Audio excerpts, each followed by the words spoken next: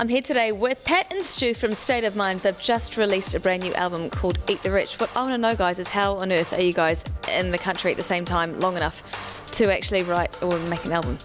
Because you're always going overseas. Yeah, we kind of had the chance while we were making it back and forth. So some of it was written while one was overseas. Yeah. And one would be at home.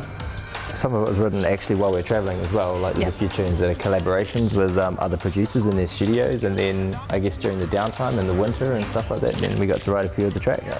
So how do you guys actually write an album together? How does it work, the writing process and everything? It's kind of slow.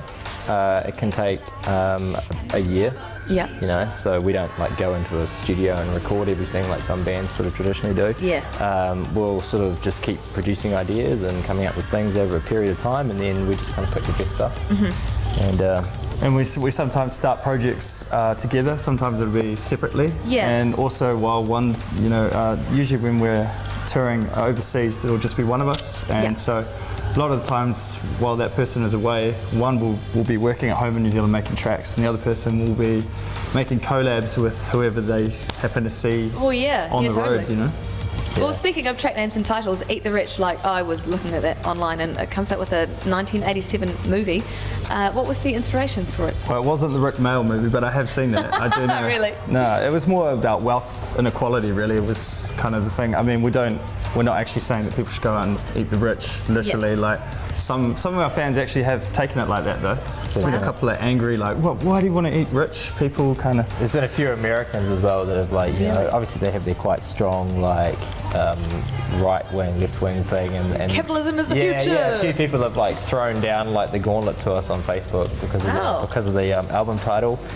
But you know, I don't think we're raging socialists or anything like that. It's just a bit of a play on it, and then all the artwork kind of tied into that as well, like the sort of twisted out future kind of thing. Dystopian future. Yeah. If things continued the way that they could, is what the artwork was kind of meant to focus on, you know? Yeah, and so with that kind of idea of an album, would you say it's like a concept album because you've got the artwork and the name and the ideas kind of merging together?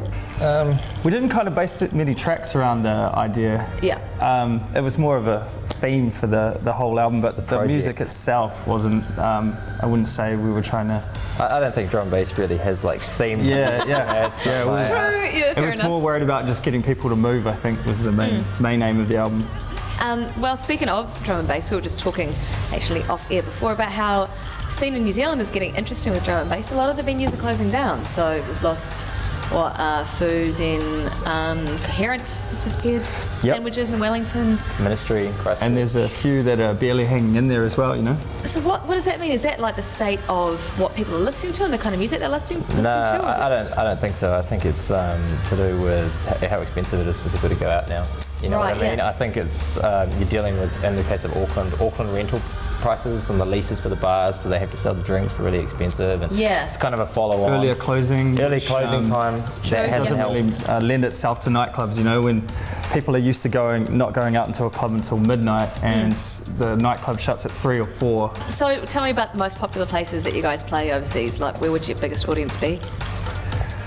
I don't know. Russia's pretty big. Russia's definitely went over there and played like 7,000 person strong thing in Moscow Arena. Austria's pretty good for us as well. I think right from early on with like our track Sun King was pretty big in Austria, and it's kind of continued on for us over there. We always seem to. It feels like we play there every tour.